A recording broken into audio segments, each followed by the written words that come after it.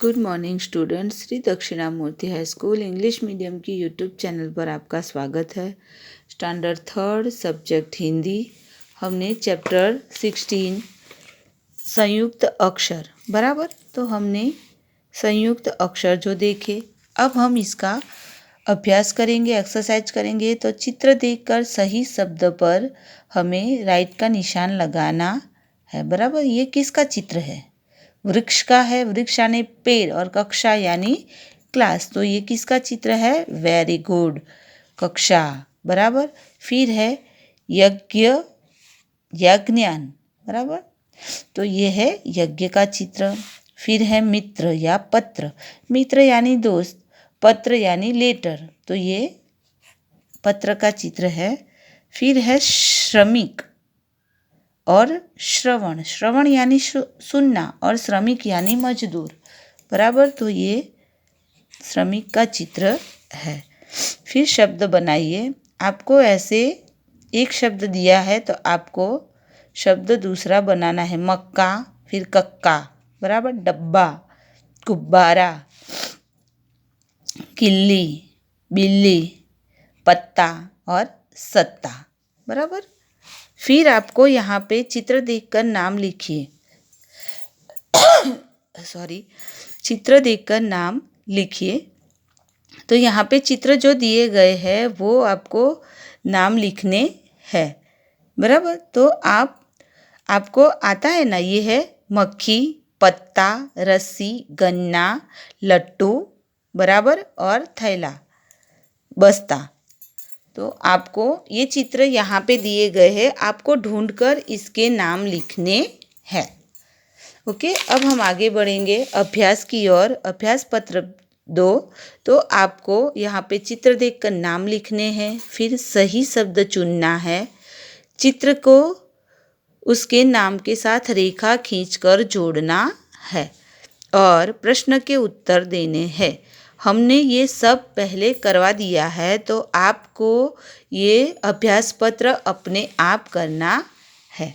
फिर है ये वारली चित्रकला। तो वारली चित्रकला महाराष्ट्र की है।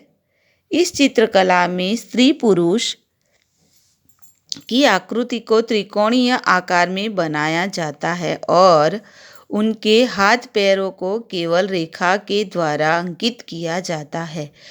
इन चित्रों का मुख्य विषय पेड़, जंगल, प्राकृतिक सौंदर्य, पशु पक्षी का जीवन, दैनिक जीवन के कार्य तथा अनुष्ठानों में मग्न स्त्री पुरुष होते हैं। यह कला आज भी यहाँ के गांवों में दिखाई देती है। गांव के घरों की दीवारों पर ये चित्रित रहते हैं। यहाँ पे क्या, ये देखिए आकारों से यहाँ मनुष्य या स्त्री पुरुष बनाए जाते हैं। यहाँ पे आकार ही होंगे सब जगह। देखिए ये गाय का चित्र है लेकिन आकार में है बराबर।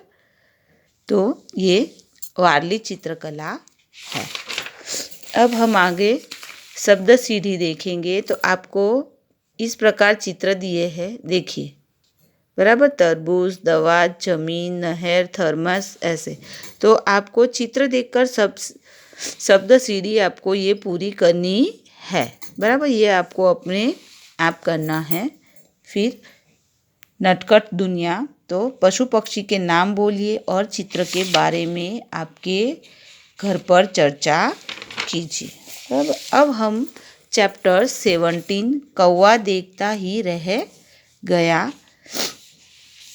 तो एक जंगल था, उसमें सभी जानवर मिलजुल कर रहते थे। एक बार जून के महीने में तेज गर्मी पड़ी बराबर। जून का महीना होता है, मई और जून का महीना, उसमें बहुत गर्मी होती है। सभी पशु पक्षी प्यासे थे। किसी को समझ नहीं आ रहा था कि क्या करना चाहिए। सब चुपचाप बैठे थे। उन पशु पक्षियों में एक कौवा भी था। वह बहुत घमंडी था बराबर ना, कौवा भी था सब में। सब प्यासे थे लेकिन चुपचाप बैठे थे। उनमें कौवा था लेकिन वो बहुत ही घमंडी था। बोला, भाई वाह, मेरे क्या कहने, पिछली बार मैंने घड़े में कंकड़ डालकर पानी पिया था बराबर। आपको ने कहानी सुनी है कि प्यासा कौवा वो कैसे घड़े में कंकड़ डालकर पानी पीता है। इस बार भी मैं पानी पीकर लौटूंगा। सबसे पहले कौवा तालाब पर गया। कहाँ पर गया? सबसे पहले तालाब पर। तालाब में पानी नहीं था। फिर नहर पर आया। नहर भी सूख गई थी।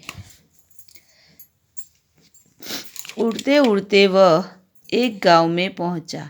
वहाँ उसे एक कुआं दिखाई दिया। उस पर कुएं पर कुछ औरतें पानी भर रही थी। बराबर ना? पहले वह कौवा कहाँ गया? तालाब पर गया, लेकिन तालाब में पानी नहीं था। वहाँ से वह नहर पर गया। नहर भी सूख चुकी थी। वह एक गांव में पहुंचा उड़ते हुए, तो उसे कुआं दिखाई दिया। कुएं पर कुछ औरतें पानी भर रही थी। पानी देखकर कौवा खुशी से नाच उठा। वह काव काव करने लगा। बराबर ना? कौवा बोलता है ना, का कर्कश आवाज होती है कौवे की। तो कौवा काव काव करने लगा। उसकी काव काव सुनकर औरतों को गुस्सा आ गया। उन्होंने उसे वहाँ से भगा दिया। बेचारा कौवा मुंह लटका कर उड़ गया। बराबर ना? कौवे की आवाज़ बहुत ही कर्कश होती है। अब उसे तेज प्यास लगने लगी। तभी उसे एक घड़ा दिखाई दिया। उसने सोचा, अरे वाह, इस बार भी मुझे घड़ा मिल गया। बराबर ना? वो उड़ता उड़ता जा रहा था, तभी उसे एक घड़ा दिखाई दिया और वो खुश हो गया कि इस बार भी मुझे घड़ा मिल गया। उसने घड़े में झाँक कर देखा। उसमें पानी तो था, पर बहुत कम। उसने अपनी चोंच घड़े में डाली, परंतु चोंच पानी तक पहुँच नहीं पाई। बराबर? इस बार भी घड़े में पानी बहुत कम था। अब कौवे को पता था कि उसे क्या करना है। वह फौरन उड़ा और कंकड़ उठा उठा कर घड़े में डालने लगा। बराबर? उसे पता था, पहले भी कंकड़ डालकर पानी पिया था, अब भी कंकड़ डालकर पानी पीना है, उसे पता है। परंतु अब भी उसी की जो चोंच है पानी तक नहीं पहुंच पाई। सॉरी।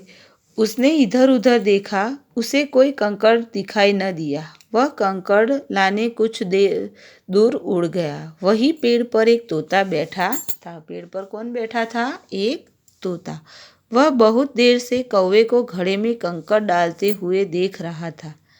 तोते के पास एक स्ट्रॉ थी। बराबर ना? स्ट्रॉ तो आपको पता है ना, वो नली जैसी होती है और जिससे हम जूस और वो सब पीते हैं। जैसे ही कौवा उड़ा, तोता घड़े पर आया और स्ट्रॉ डालकर मज़े से पानी पीने लगा। इतनी देर में कौवा कंकड़ लेकर आया, पर यह क्या, घड़े का तो सारा पानी खत्म हो गया था। कौवा बेचारा देखता ही रह गया। बराबर ना? कौवे ने देखा कि तोते ने स्ट्रॉ से पानी पी लिया, तो घड़ा पूरा खाली हो गया था। अब नीचे दिए गए प्रश्न के उत्तर। कौवा पानी ढूंढने कहाँ कहाँ गया? तो तालाब, नहर और कुएं पर गया। तालाब, नहर और कुएं पर गया। बराबर?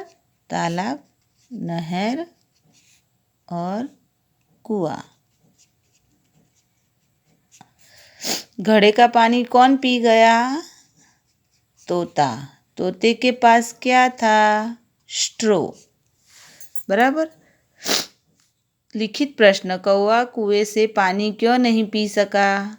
और कौवा घड़े में कंकड़ क्यों डाल रहा था? ये दोनों प्रश्न आपको अपनी नोटबुक, टेक्स्ट बुक में आपको खुद ही लिखने हैं। बराबर ना?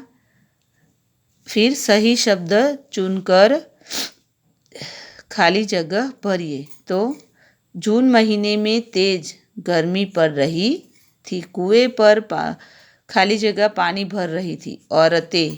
कौवा कंकड़ लाने दूर उड़ गया। उड़ते उड़ते वह गांव में पहुंचा। बराबर? तो आपको ये क्वेश्चन आंसर और खाली जगह अपनी टेक्स्ट बुक और नोटबुक में कंप्लीट करना है। ये आपका होमवर्क है। Okay, thank you.